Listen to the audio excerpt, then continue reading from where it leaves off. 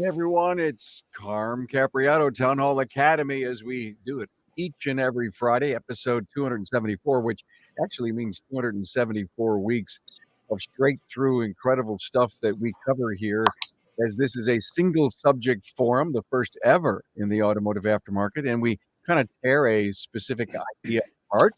And today we're talking about details matter or sweat the details. That's the storyline here. Sweat the details.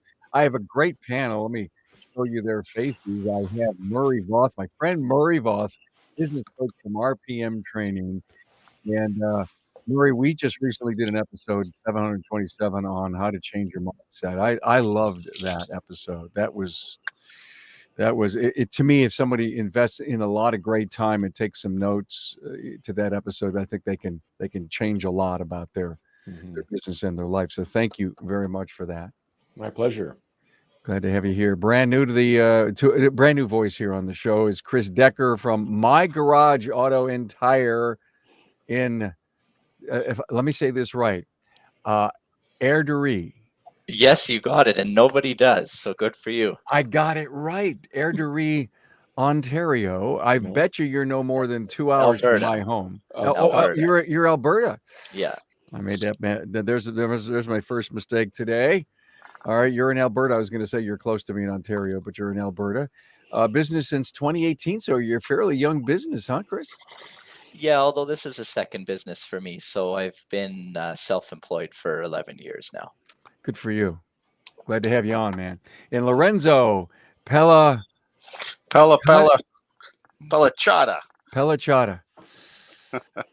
I knew I was going to screw that up. You know, there's just too many vowels, or actually more consonants than vowels, Lorenzo, in your name. And being an Italian fella, there's no excuse that I screwed that up because you told me before we got on how to say it. Pellachata. Pellachata, president of CarStar, 2 locations in Oakville, Ontario. You're the Ontario guy. I'm Ontario. I'm less than 2 hours away from you. Yeah, you're 2 hours away. Collision and Glass Service Center. Glad to have you here. We rarely have many collision guys on, so that's a good thing. And listen, an Auto Pro as well. An Auto Pro as well.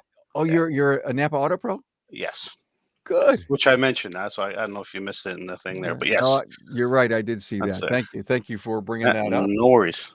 Very good. Very good. Well, look, we want to pay high fives and homage to our great sponsors. How many tabs do you have open on your screen right now? Just look. Come on, be honest. Shopware's all-in-one shop management platform provides a direct integration to more than 3,000 business and marketing tools so you can focus on your day. Doing it for you because they love to on the web at getshopware.com/carm. You know, lots of companies say they can help your shop get more reviews, but what do they really, really offer? Well, Broadly is the only platform that partners with Google for reviews and messaging in the auto space. Find my friends at Broadly at getbroadly.com/chat. Hey, if you're watching on YouTube, please subscribe, give the video a thumbs up, and thanks. So Aftermarket Weekly next week, next Tuesday, when we see a virtual tour, we're going to go to Brett Beechler's place in Peoria, Illinois. I'm telling you, you're going to love, love, love this episode because Brent's a process guy, and he shows you some really cool behind-the-scenes stuff on processes, and him and I actually have a great discussion on that. Okay, everyone. And next week, a week from today, plan for slow times. Now, you can all sit and say, why the hell are you holding this now? Because guess what? COVID's going to go away, and we're going to go back to what may be called some kind of normalcy. Well, you've seen the charts go up and down like a stock market. And so these 3 great people are going to talk about what you should do for planning for slow times. So we're really excited about that. Hey, guys, glad to have you here. Details matter, or sweat the details, please. Chris, I got to go to you first. You brought me a talking point that I absolutely adore. I love it, by the way.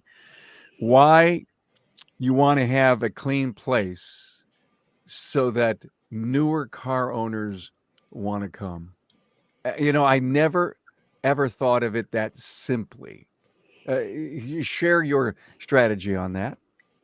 Well, Murray always teaches us about how the dealerships are taking a bigger and bigger chunk of that sort of 4 to 7 year old vehicle market, which used to be our bread and butter. And, so we've got a lot of shop owners that are trying to get a bigger piece of that. And one of the things that these people, it's still a fairly new vehicle. People, they still care about their car a lot when it's that old. One of the things these people want to see is they want to see a clean, modern facility. They want it. You need to look like you have the expertise and the skill to service that vehicle. And I think it reflects on our quality of work, what the facility looks like. So yeah, like I said, it's people will bring their older vehicle to a clean, modern, professional shop, but not the other way around. So that's so interesting.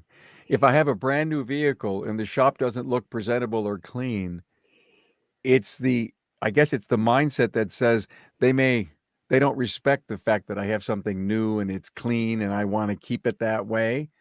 And I guess maybe guys, and tell me if I'm right or wrong, keeping clean and painted and bright, is all about the image that you're building in the mind of the customer. I had a guy take a course from me last year, and I was talking about this topic in the course, and he said, well, that's kind of discouraging. He said, my facility is 30 years old. It's kind of showing its age, and how do I compete with those fancy Taj Mahals, as he called them, that the dealerships build? And I said, hey, play on the classic, really good paint, clean the windows, maybe replace some pieces of glass that maybe are distorted, resurface the parking lot. And I said, play on the classics of your place, right? People recognize when you care about what you have, even if it's older, it doesn't have to be the same thing, right? So a part of it is reflecting that you care. And I think new car owners are looking for shop owners that look like they care about their own stuff. Yeah, I know. Lorenzo, you brought up to key on what Murray said to me, God Carm, the parking lot. I have to tell you guys, I think that curb appeal, that parking lot's one of the big things. I think what you need, if I can get in, also we have signage, like with my two areas, like I have the building is almost up here in Canada. I don't know if you have in the States where there's a Wendy's and a Tim Hortons in the same building, and they share a common area space, the same entrance, and then you go to one side would be the Wendy's, the other side to get your coffee at Tim's.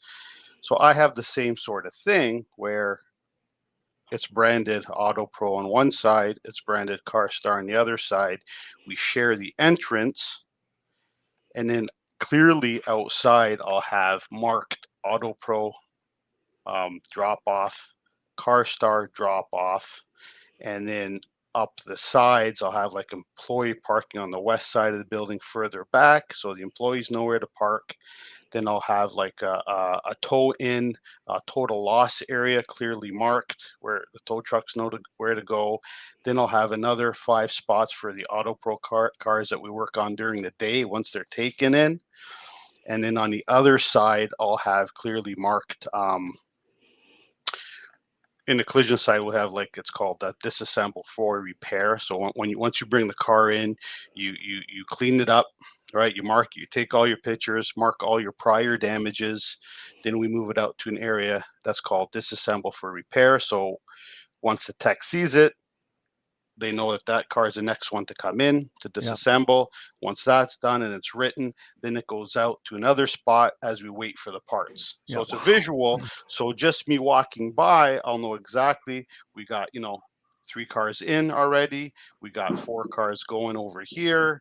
We got, 3 cars waiting for parts. We got 2 cars waiting to be brought in to be disassembled for the repair and the estimate. So it's more visual. So so you look organized before they even get into your facility. You already look organized. He sounds like he's incredibly process driven, not only for his own team, but I guess if the customer was doing a little curb appeal thing and he could see some signs, they knew they were walking into a place. They got a system. Right. Mm-hmm. Yeah. Hey, Lorenzo, question for you. Do you have any signs that say no parking? Yes. Where our parts delivery is on the side. we have to keep an alleyway opened, so that's clearly marked no parking. And on both sides, actually, where we have to keep open, there's no parking, fire route, and yeah. So But it's other- clearly marked. Is that a negative, Murray? Well, why I asked him is everything he said so far was positive, right?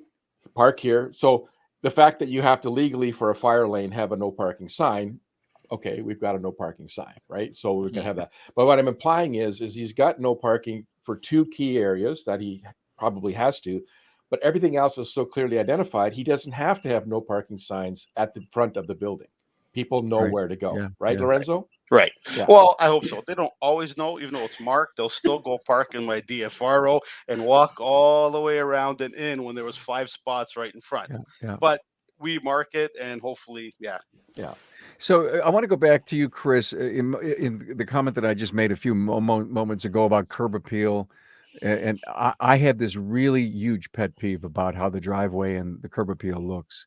And if somebody, Yeah. The holes, the stones, the grass, and all that, or, oh, wait a minute, there's a flower pot from last year and all the wilted flowers. Why can't you have just put that in the back of the shop until it grows again? I see a lot of that. Oh man, or like ashtrays in front of the shop. Like, give me a break. It's not 1995. Yeah. And like Murray said, it's showing that you care, because if you don't care about your facility, you walk into a shop and it's cluttered and there's stuff all over the place, and you can see a technician's bench that's got 15 aerosol cans of different stuff sitting on it, and that kind of thing. As a client, you're thinking, what kind of attention to detail is going into my repair? I think those are a perfect choice of words, Murray. It's showing that you care. And if you take pride in your facility, there's a good chance that you're going to take pride in the car. So I love where this is going, and I just want to put us all on the right angle, and I want our listener to know that this is not only from a curb appeal and a customer perspective, which is huge, bigger probably than for our people, but our people have to live in a place that sweats the details also, and they want more and more, as let's put it this way: is a technician shortage a good thing?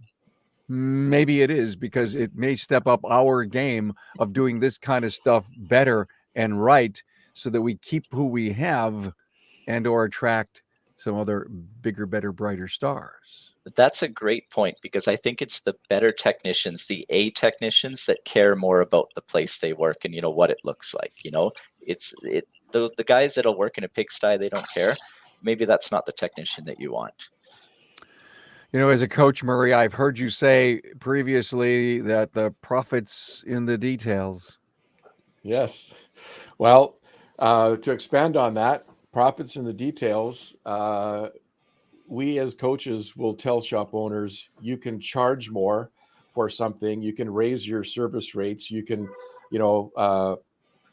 charge higher diagnostic rates, and then, we'll get pushback from an owner, and the owner will say, I can't raise my rates. And then we say, well, if you show the value, you can raise your rates, right? And then a lot of coaches stop there. They use the expression show the value, but they never tell the shop owner what the value is. So let's talk about this from the details of the client's experience, right? So we have curb appeal, easy to find designated parkings labeled. You walk into the building, clear direction to where I have to talk to. Nice, clean, uncluttered desk, right? Nice, well-dressed person with a name tag on, so that I can say hi to Chris or hi to Lorenzo. Then, I drop off my car. I see that they use floor mats. I see that they respect themselves. They respect my vehicle. Maybe as a new client, loved your episode with new customer orientation that you did a couple of weeks ago. It was amazing. So maybe we can take a new client into the shop and show them the surgery, operating rooms, Yes. and see that, the organized benches and how clean stuff like that is. And maybe they happen to walk by the technician's washroom on the way there, or they walk by the parts room on the way there, and they see everything's nice and tidy and lined up and orderly. Okay, so the floor's got a few stains on it. We are a shop, but at the end of the day, they're going like, wow, this place is amazing. And so then they go, well, they care, so that people, it's not like I will pay more because it's this. It's if you charge more, people just don't say anything because the value is in place, right? And something that just blew my mind, and I'll try not to take over the whole room here. When I was my whole career is service stations. We all had territory managers. The first thing they would inspect is our bathrooms, because research showed people bought more fuel from service stations with clean restrooms, right? The other thing they inspected was, is there a hook on the door to hang your coat? And I did that for years. And I brought this up. I've been coaching for 15 years, and I brought this up last year because a shop owner I visited, pre-pandemic, I'm like, I got to put my coat on the floor because there's no place to hang it, right? It was in the wintertime somewhere in Canada. And I'm like, where's your hook on your door, buddy? Right? So I brought that up in all my group meetings, and it was amazing. Half the people didn't have hooks on their doors. But one place said they had 2 hooks on their doors. I said, what's that for? Well, purses and man purses. Like, you got a hook for the, right? And then a couple of people said, yeah, we've got, joint shared bathrooms, so we have to really keep them clean for women. Other people had, separate ones. They had hand lotion, Kleenex boxes, for the ladies. In the men's washroom, they had duck decoys and hunting themes.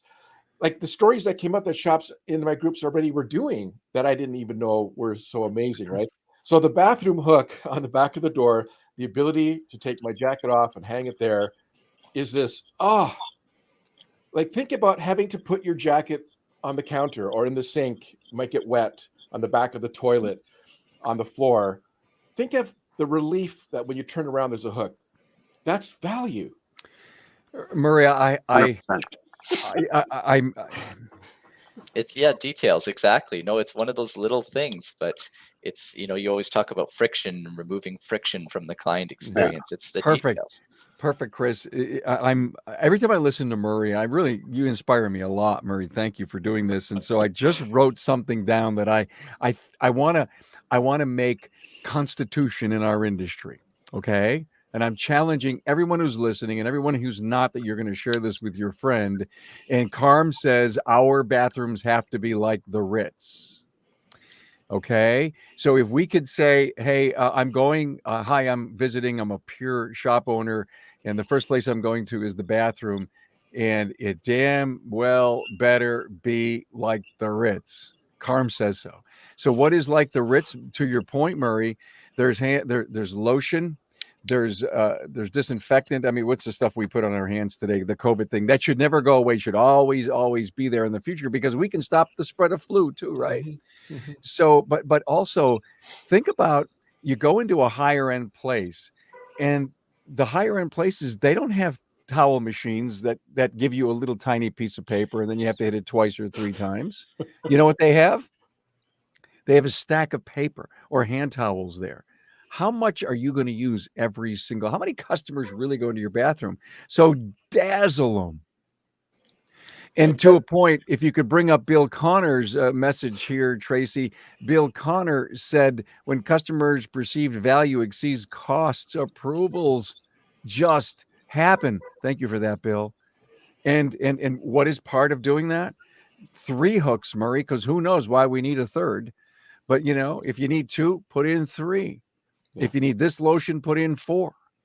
Yeah. If it's like, stop with the air blower stuff. Stop with it. And shop owners will say, well, they're going to waste my paper towels. They're going to they come in for free coffee every day, even though their car's not there. And I'm like, okay, bump your shop supplies up 2 points. Well, my customers won't pay for that. Well, okay. All right. Okay. Then you need some new customers, but the customer that you want, the one that's got the brand new Lexus that's just coming off warranty, drive to the Lexus dealer and see what you're competing with. Look at the beautiful white with the 24-inch tiles and the spa and the barista and everything else. Like, you need to look at what you're competing with. I walked into a shop and they had, well, it's, President's Choice brand, which you probably don't have down there. It's a store brand. All the drinks, they had complimentary drinks, which is great, but it was all President's Choice or Walmart brand, juice and pop and stuff. Like, buy the Coca-Cola, buy the Orange Crush, put the Starbucks coffee in, the most expensive coffee you can get. Why wouldn't you? If we're trying to project this premium appearance and we're trying to bring that Lexus into our shop, these things matter. I love it. truly says, "Oh my God, what if they take my Starbucks cup?" Okay, so you spent 89 cents on the cup, and I think we have, before we open our mouths today and speak it publicly, we really need to think. Was that grounded in common sense? Was that grounded in the do right rule? Yeah. Because here we are thinking about our peoples, and we're talking about our customers, and we're trying to worry about sweating the details. And I think the best bathrooms like the Ritz, you don't get any better. But on that note, Carm, Lorenzo's got great lunchrooms. I've been in them. Like, Okay. so his own people, right? His own people have That's a good place to eat, a comfortable place to eat and have their breaks. So I know Lorenzo. yeah, that's one of the things. When I started my business, my vision was to have a place where everybody wants to work.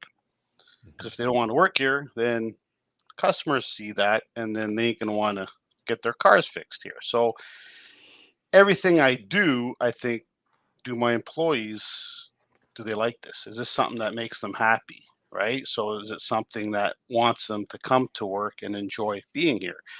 And so that's one of the things is the lunchroom, right? So we have a lunchroom with a telephone in it, with a dishwasher, with two microwaves, with a fridge or freezer. So I mean, everything is there for them, and it's cleaned regularly. And we just give them what they want to feel like they're at home, right? And we same with the change rooms and their washrooms. They're cleaned and they're not dirty. They're somebody's sock isn't left on the floor for weeks because the guy didn't want it and it fell on the floor. So it happens, and it's cleaned regularly because the next guy's coming in, and Yeah. I mean, he's got to use that space as well. So we try to and it shows. That's a right? great job, though, Lorenzo, because whenever we talk details and cleanliness, we're always talking about what the client sees and forgetting about our staff. Yeah, exactly. We need to make the staff happy. And like I had customers come in saying, "Wow, seems like you guys like working here." Like I go, "Yeah, they're having too much fun, actually." But and I mean, customers come in, they see that, right? Like we're pet friendly. We have 2 dogs that come to work. We have Max that's been here since he's 15. He's on his way out, but he's been coming here every day since he was 8 weeks old. So he's been here for 15 years. I got customers that have been here 15 years ago, and they stop by. Just, is Max still around? And they just stop in. Or I seen Matt, you walk in, or I seen your father or you or whoever walking Max outside. Wow, he's still around. They just stop in to see him, right? And it's really good, right? So to me, I want to keep. Sarah brings her dog in. She's got a 10-month-old American Bully, cutest dog ever. And customers love it. And some customers don't. We got a sign up that says, "Hey, as you come in, we have these 2 dogs. If you're, give us a call if you're afraid." Because some customers really are afraid, right? So we got a gated area that we just put the dogs behind while they're here, and there's no problem, right? So yeah, we just try to keep the employees happy and want to come to work. Look right? at that. Look at that detail. They actually thought about somebody who might not care to see a dog. They actually have a sign like that. Look at that detail, guys. Yeah. Look at this, guys, from Jamie Carlson. Thank you for this, Jamie. Sign in the bathroom, from diapers to toothbrushes, essentials are in the cupboard. Please help yourself. That's next level. That's amazing. All right. Well, then that's what we're here to talk about. And thank you, Jamie. We should almost get you on screen here to talk about that. And and who was it that someone said the bathroom was better than their one at home? I've gotten this bathroom's nicer than my home. Perfect, Jerry. Thank you for sharing that. Isn't that what we're here for? Yeah, we're fixing cars, we're giving customer experiences. We're solving problems. We have a great place to work, a family of team members. In next 100%. Tuesday's Aftermarket Weekly tour at Brett Beechler's place, he's got signs out over the bays. Technician's name and the year they started, over the bays. Wow. That's a nice touch. Isn't that the coolest? Okay, you talk about a place that want to work. And he said he just hired a tech, and the reason he was qualified, But the reason he came there, he told Brett, someday I want to sign on the outside of your building over the bay. Oh, Wow. That is super cool. We gave one of my techs his own parking spot. He's been with me over 20 years, so we put him out Nan Kassur's parking, and it's his spot. So nobody else touches it, and it's his spot. Yeah, Beautiful. And he loves Wow. That's Amazing. nice. So, there's value, baby. Go ahead. I was just going to say, I wanted Chris to elaborate on one of his talking points there about the oil change sticker, Chris. Yeah. Can you elaborate on that? Oh, hey, Sure. Chris, wait 1 second. We're going to come right back, but I want to stop for a moment because I'm having so much fun. I forgot that I want to give a high five out to my sponsors again, okay? Our great partners here in Shopware. Are you sick of seeing your techs roam around the shop instead of working on cars? Well, I thought so. It probably happens. Shopware's streamlined digital communication makes it real easy for your team to work together to get approvals a whole lot faster than before. On the web at getshopware.com. Hey, looking to upgrade your website and make it easier for customers to connect with your shop? Well, let Broadly build you a professional, responsive website you can be real proud to show off. On the web at getbroadly.com/chat. Okay, Chris, back to you. Oil change sticker. So this is a story from this last week. I do quality control road tests of some of the vehicles that are completed, just kind of randomly grab one here and there and just sort of make sure that we're, the product we're delivering is good. And one of the things I always try to drum into my guys is that the client doesn't see 90% of what you do. So it's great that you guys take pride and, you've cleaned that hub perfectly before the rotor went on and the caliper bracket has been sandblasted and painted and stuff like that. But for the most part, they don't see 90% of what we do. So let's really pay attention to the 10%, it's probably less than that they do. So I road tested this vehicle and the technician had stuck the new oil change sticker over top of the gummy remnants of the old sticker. And I see this all the time. Every shop does it. The lube places do it. It looks like crap. And so I took a picture of it. And then, of course, I cleaned the windshield real quick, get a razor blade, scrape it off, new sticker. And I showed the technician both of these pictures. And I said, you realize all that work, you were on this vehicle for 5 hours. And I don't doubt that everything you did was amazing. It's been diagnosed correctly. But this is the only part of that whole 5-hour repair that the client's going to see. So we need to sweat that, that stuff too. Just the finesse. You need that extra little finesse. That's what I preach to my guys. You need that finesse. Just that extra little touch, from ordinary to extraordinary is like this much, right? Just that little 30-second extra, right? That 100%.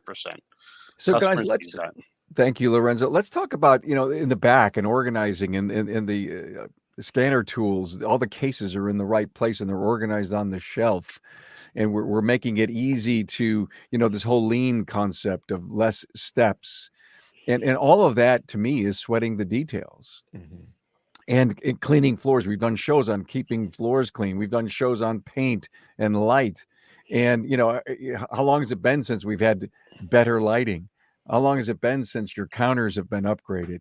You have the chairs from 1962 in there, those real pretty little orange leather Hard Rock Cafe chairs.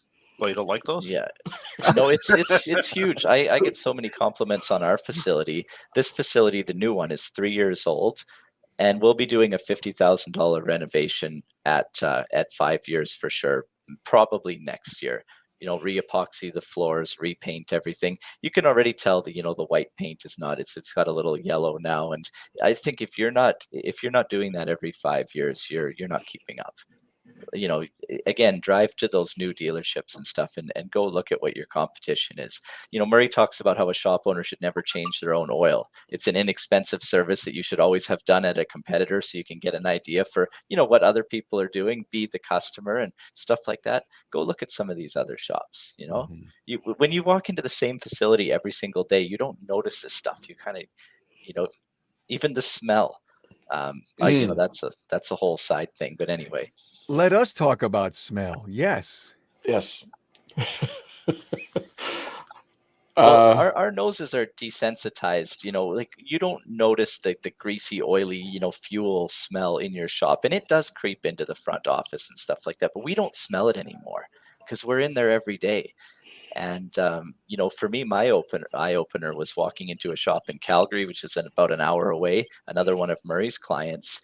And as soon as I walked in, it was like this beautiful, like fresh laundry on the clothesline kind of smell. And it struck me like, this doesn't smell like a shop. And so I asked the girl, I said, like, why does it smell like this? And turns out they use a Scentsy and they change the little wax thing every day and stuff. So we completely stole that idea. And we get so many comments from women on how I love the way your shop smells. It doesn't stink. I don't feel like I'm going to stink when I leave and I'm going out after, stuff like that. Let me stop you for a moment and comment on what Jamie just said. I like the smell of a hotel lobby, so I found out what they were using. I bought the machine. You can hook it right to your HVAC. So, Jamie, smart lady.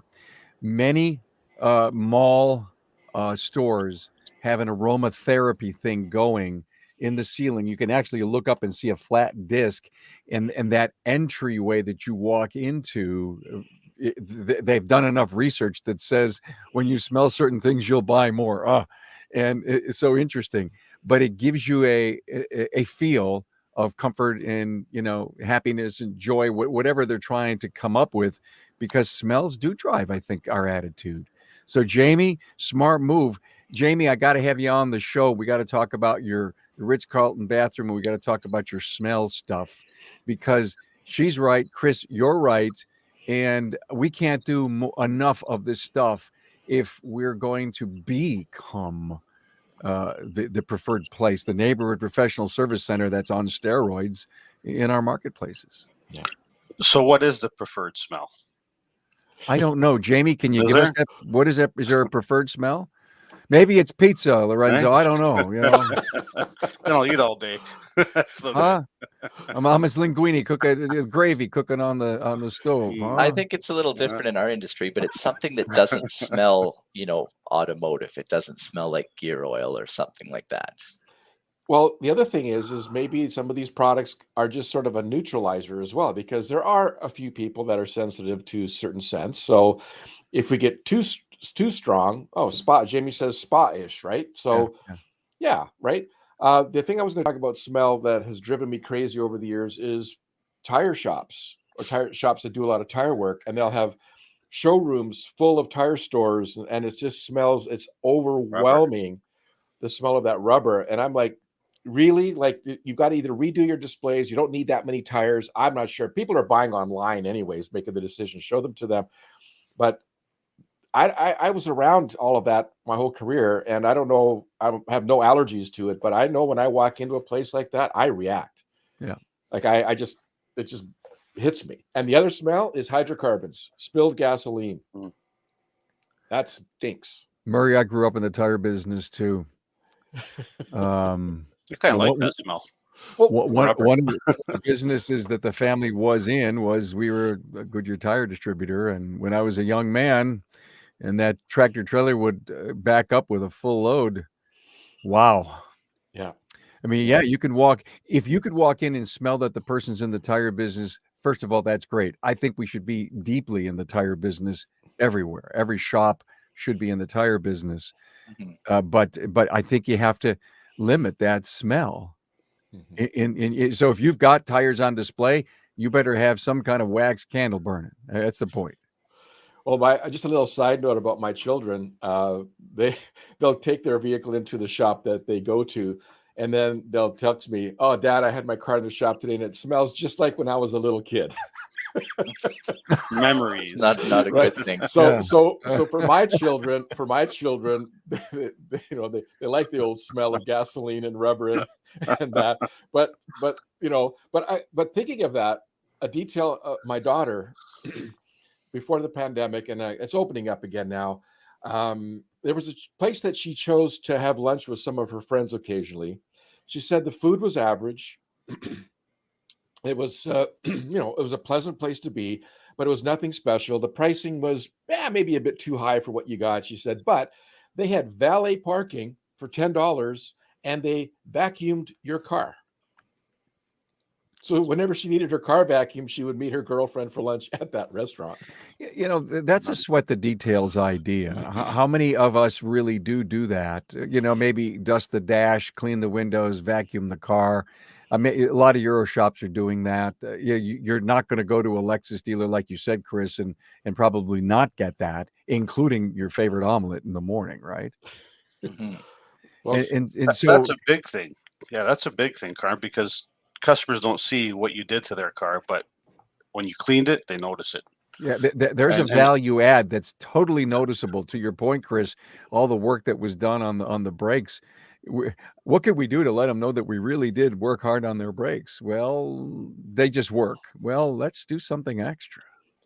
so Well, Lorenzo, didn't you? There was oh, some sort of a study in the States years ago, Murray, that you brought up a long time ago, where shops were vacuuming and cleaning out clients' vehicles, and the clients said they ran better, even though no spark plugs were clean replaced, car always drives better for nothing sure. was done to the engine. But when surveyed, the client said the For car sure. ran better. Like, can you imagine? I just brought my my vehicle to Lorenzo's shop, and every time I bring it there, it just feels great when I leave. Yeah, Of course they're going to come back. a We washed actually car. hired a detailer. I'm so obsessed. I mean, Murray knows how I give our client vehicles back. They're perfect. I've hired a full-time detailer, and actually it's getting to the point where he can't keep up, just to detail the vehicles when they're done.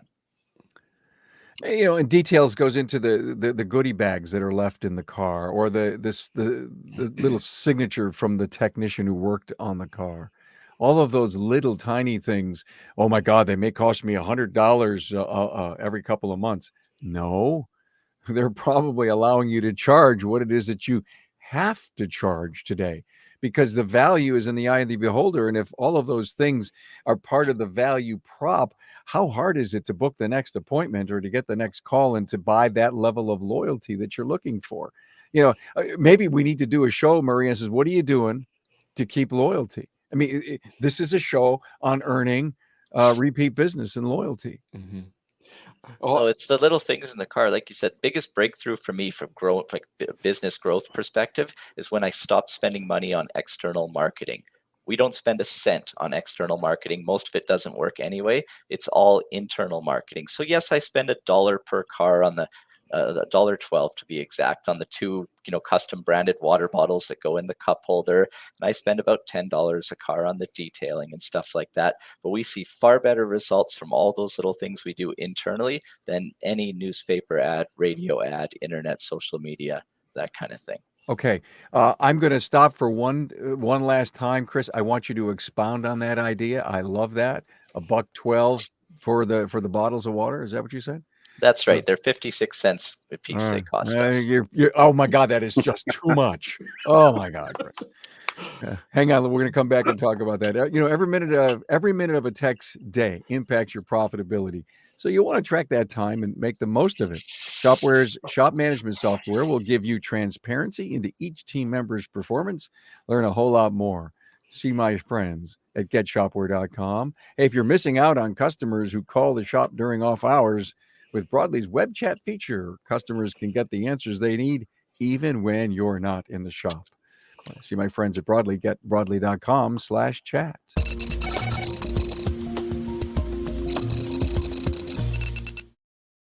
So it just costs too much, right, Murray? I can't, Murray, as a business coach, you probably hear that all the time when you offer great ideas to clients and they fight you. But they probably do come around over time to realize that if I want to grow and build a sophisticated business where I know I can get, listen, I got these mouths to feed. I have mouths to feed, just not my family and my retirement and my kids and all the stuff that I want to provide for them. But I have this extended family. We've got to be paid. So how do you up the business to find the clients that want to come for your kind of service? And Chris, I do want you to talk about what you're spending, but Murray, the challenge is to get shop owners to buy into that. Well, I want to come at it from two angles. A common thing that I bring to a person new to this process after we look at their numbers is explain to them about what I call materials and consumables. That's my term for shop supplies. I think just changing the words gives more value, because shop supplies has become this negative red flag. Whereas when you use the term materials and consumables, somehow people go, yeah, well, I guess you're going to need some stuff like that, right? And I say, we should be, upping that. And I'd like them to be collecting around 10% of what I call service. That's my word for labor. let's take some steps towards that. Start at 5% and go there. And a few of them will be like, oh my goodness, I'm going to lose all my customers. And I said, yeah, but hang on a second. Are there things that you've wanted to do for your clients, like hire a detailer or buy bottles of water? Or do you have a single serve coffee machine? Well, those Keurigs or those Nespressos, they're 50 cents a puck for the coffee. I'm like, okay, you just took in $1,000 in materials and consumables, and you're going to spend $100 on coffee. People are going to compliment you on your coffee. For goodness sakes, have mugs made, complimentary mugs that they can then take with them that cost you $1.50 from one of those printing places, right? And then all of a sudden the light bulb goes on that this isn't about taking, this is about giving and then collecting what we need to keep in profit. Like it's the person's getting what they want, they're getting what they need, right? But here's the other part. Lorenzo and his marketplace. Now I work with good shops, and I don't know what the exact marketplace is doing, the whole range all the time. But even within his coaching group, Lorenzo's about, well, some of them are catching up with him, but he's about $15 an hour more than some of his peers. Chris is probably $30 above his peers, and a couple of them are catching up with him now, maybe even 35, right? So let's just talk about the fact that these shops here have raised their rates to be profitable, yet in the process of raising their rates, continue to up their game in terms of the client experience and the value that people receive. It's actually quite simple, right? One example, and then I'll let you get the other guys talking again. But you can buy sushi. This is my favorite analogy recently. You can buy sushi at a service station for $2.35 for a 6-pack, right? I don't think I would eat sushi from a service station, but I've seen it. I heard about a restaurant in Tokyo that you actually have to know one of 6 concierges at 6 hotels in Tokyo that are secret. And you have to know some people that know them to get into a little sushi restaurant that has 10 seats, chef table, and your bill's going to run around $800 US by the time they're done serving you. So I always tell people, do you want to be sushi, gas station sushi, or do you want to be what's his name's place in Tokyo that has 10 people a night and takes in $8,000 a night for about 4 hours worth of work? Like, you can be what you want to be and charge what you want to charge if the value perception, reputation is there, right? Well, guys, I so love where this episode has gone, and all I can think about is a couple of things. Murray, first of all, thank you for bringing up materials and consumables. Maybe that's a better word than shop supplies on an invoice. Okay, so that's a big takeaway, and saying, listen, the service is $400 instead of saying the word labor. Oh my God! I mean, I think labor has a negative connotation. And what you are talking to me, Chris and Lorenzo, about that I'm hearing, and Murray, I know you coach a lot, is about brand building. I mean, Chris, your brand goes as deep as the water bottles and the vacuuming and the thing. That's what people feel. I'm going to Chris's place to get detailed and get vacuumed. Oh, by the way, he's going to do my brakes. And what you're creating. And I think we need to think more about this. And I'm trying to remember the book that I read this in. And I think it was Steve Miller's book. You're creating the Cool Kids Club. And that's why they want to come to your place. They feel so damn special. 100%. I've spoken on other podcasts just about the client experience and how it feels, and I could go on for hours about how it feels, how the experience feels. That's really important. But to kind of double back to what Murray was saying, some of the stuff we're talking about now, I think there's a lot of shop owners that are going to listen to this, some of the stuff that we're suggesting, some of the little details, and they're going to say, that's too much money. I can't afford that. And you know what? I was completely that shop owner 5-6 years ago. And it was, when I started working with Murray 4 years ago, realizing that, once we're charging properly and we're measuring our business properly and stuff, we can afford this. Like, if you asked me 5 years ago, do you think a shop can go buy 6 brand new vehicles and loan them out every day for free as courtesy cars and pay all their technicians $42 an hour and put $1 worth of water in every car and put Starbucks coffee? I would have said, no, that's crazy. You can't afford that. And now we're doing it, because we're measuring the business and we're charging for our time.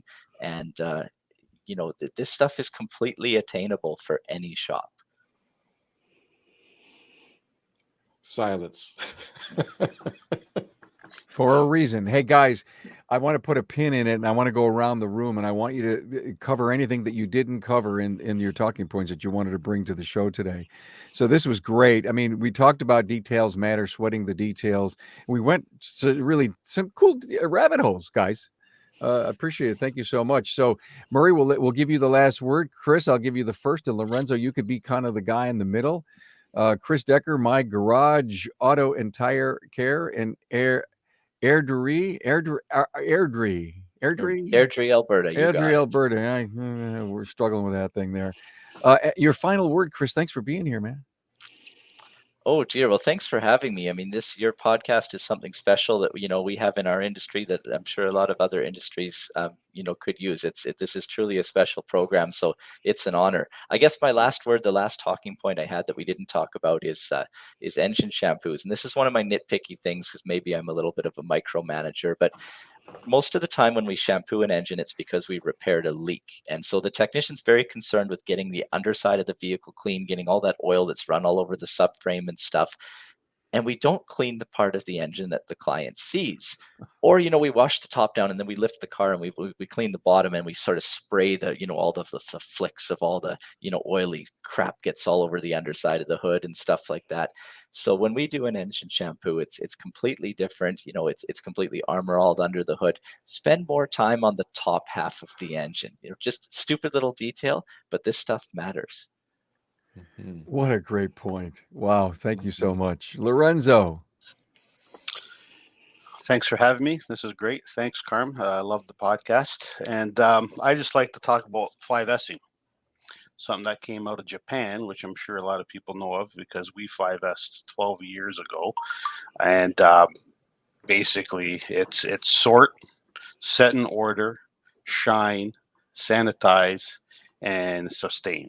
Okay, so the first time the sort, you're going to clean everything out of the shop. Take everything out, right? You're going to tag what you don't need. If there's an old MIG welder, whatever, sitting in the corner that's broken for years that you haven't used, ditch it, right? If it. You just clean everything out. Me, I'm a bit of a pack rat, so I'm going to keep I got a lot of stuff I'm going to put in a museum one day, but I got that hidden somewhere out of sight, out of mind. But I mean, you just got to ditch it, okay? And then you're going to clean everything. You're going to organize what you need closer to the technician. What he uses the most, he's going to have there. Less steps, less chance for him to trip over something and get hurt. They feel better. They're involved.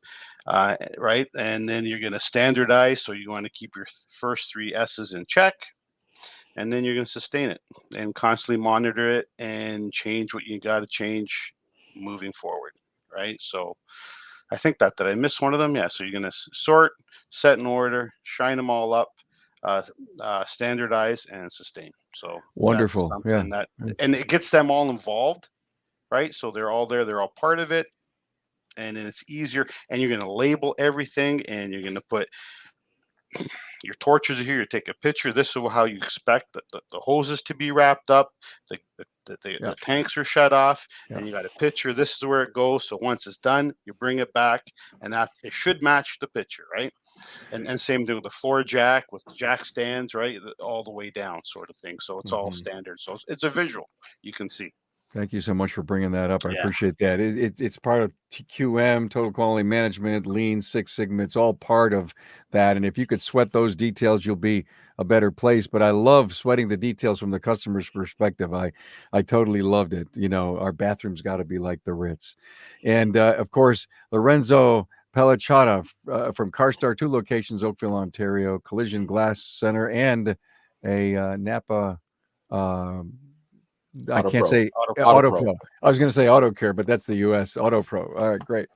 And Murray Voth, business coach, RPM. I'll give you the last word, my friend. Thanks for putting this together for us. Yeah, well, I'm going to end by saying that I always learn from my clients, and I'm learning from these 2 all the time.